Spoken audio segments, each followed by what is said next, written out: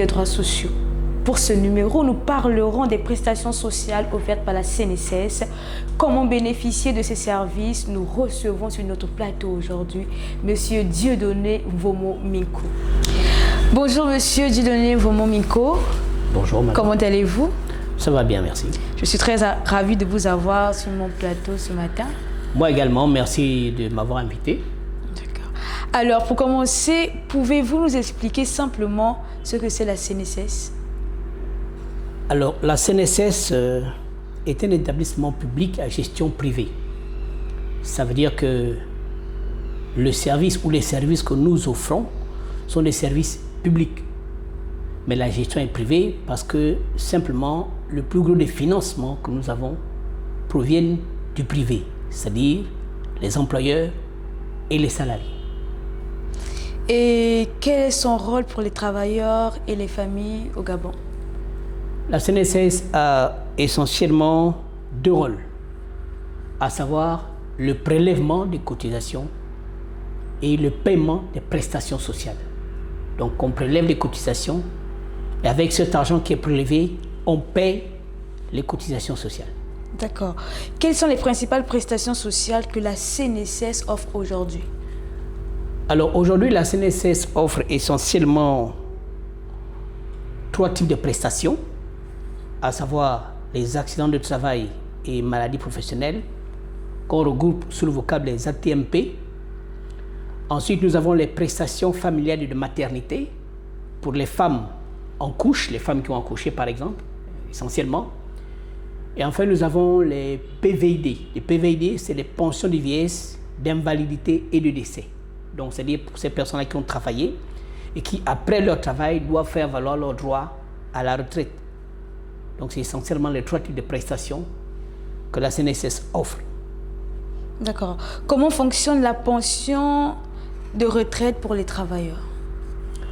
Alors, la pension de retraite est une prestation que l'on octroie à une personne qui a travaillé et qui, à la suite de ce travail, a fait valoir ses droits à la retraite. En général, c'est une prestation qu'on lui donne soit par trimestre, soit par mois. D'accord. Quelles aides la CNSS propose-t-elle aux familles, par exemple, lors de la naissance d'un enfant? Alors, lorsque un enfant naît, la CNSS paye ce qu'on appelle les allocations familiales. Et au-delà des allocations familiales, il y a les prestations de maternité.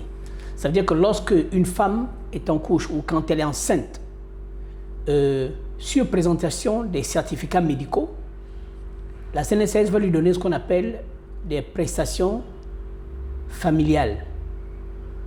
Des prestations familiales avant la naissance de l'enfant. Donc, ces prestations sont données sur présentation des certificats médicaux.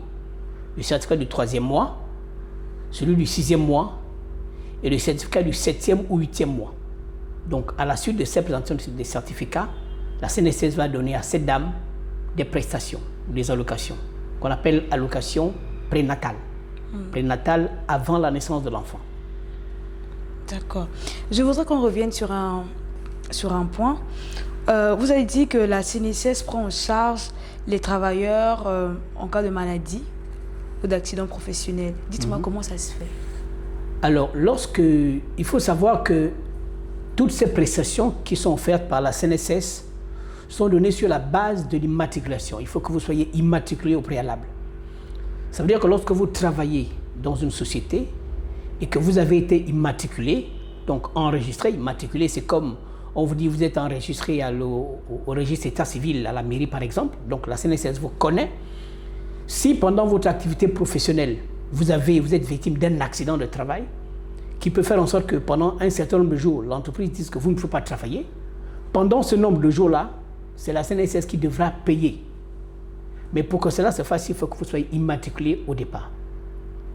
Donc, une fois que vous êtes immatriculé, vous vous présentez à la CNSS. Il y a au niveau de la CNSS, sur la plateforme, vous téléchargez un document qu'on appelle la demande d'accès au travail et de maladie professionnelle.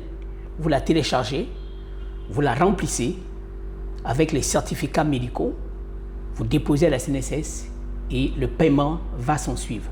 par rapport à votre accident. Il n'y a jamais eu des cas compliqués? Est-ce que toutes ces personnes ont été prises en charge? En général, les personnes sont prises en charge. Mais ce qui peut se passer, et ce qui arrive parfois, c'est que lorsque vous venez déposer votre demande, il peut arriver que lorsqu'on regarde, votre entreprise ne soit pas à jour des cotisations. Donc si l'entreprise n'est pas à jour des cotisations, il est clair qu'il sera difficile pour la CNSS de répondre à son engagement vis-à-vis de votre accident. D'accord, ok. Quelle démarche un citoyen doit-il faire pour bénéficier des prestations sociales? Alors, pour bénéficier des prestations sociales, tout travailleur salarié, comme je le disais, doit d'abord être immatriculé. Maintenant, les démarches, ça dépend des prestations que vous sollicitez. Que vous sollicitez une pension de vieillesse ou une prestation familiale, ce n'est pas les mêmes démarches que vous allez entreprendre et ce n'est pas les mêmes documents qui vont vous être demandés. Donc les démarches que vous allez entreprendre dépendent de la prestation que vous allez solliciter. Est-ce que tout le monde peut se faire immatriculer à la CNSS? Oui, tout le monde peut se faire immatriculer à condition que vous soyez employé dans des entreprises dites du privé ou que vous soyez employé dans des administrations, par exemple, publiques. Mais dans ces cas-là, vous devez être considéré comme, nous les appelons, la main-d'œuvre non permanente. Donc, si vous travaillez dans une administration et que vous êtes considéré comme main-d'œuvre non permanente, c'est-à-dire que vous n'êtes pas fonctionnaire, c'est la CNSS qui va s'occuper de vous. Vos prestations, vous allez les demander à la CNSS, dans la mesure où vous n'êtes pas fonctionnaire. D'accord. Quels documents ou cotisations sont nécessaires pour accéder au service de la CNSS? Alors, les documents qui sont nécessaires pour accéder au service de la CNSS, comme je le disais, dépendent des prestations que vous sollicitez. Si vous voulez avoir une prestation, par exemple, de retraite, vous allez demander vous allez sur le site et vous demandez un document de demande de pension. Si c'est les allocations familiales, c'est une demande de prestation familiale. Et les démarches de la mettre dans le même ordre sont différentes. Parce que les pièces, par exemple, que vous allez fournir ne seront pas les mêmes. Lorsque vous avez un accident de travail, on va vous demander, par exemple, les certificats médicaux. Mais lorsque vous demandez une pension de retraite, il n'y a pas de certificat médical à fournir nécessairement. Donc, les démarches vont varier en fonction des prestations que vous sollicitez. Quels défis la CNSS rencontre-t-elle et quelles améliorations sont prévues pour faciliter l'accès aux prestations sociales? Le principal défi que la CNSS rencontre, et d'une façon plus générale, les organismes de prévoyance sociale rencontrent, c'est celui de ajustement. Il faut faire des ajustements par rapport au coût de la vie. Parce que ce sont des prestations qu'on donne à des personnes. Imaginons aujourd'hui, par exemple, nous fonctionnons avec un code qui date de 1975. Vous voyez que jusqu'à aujourd'hui, il y a des données qui ont changé. À l'époque, par exemple, lorsqu'il fallait prélever des cotisations, il y avait un plafond qui était de 1,5 million, par exemple. Aujourd'hui, il y a des gens qui ont des salaires plus élevés. Et les taux de cotisation, également, en ce temps-là, ne peuvent plus avoir la même valeur aujourd'hui. Ça veut dire que si vous avez un taux de cotisation qui est bas, nécessairement, vos pensions ne seront pas importantes. Or, le coût de la vie ayant évolué, il y a donc nécessité de faire des ajustements.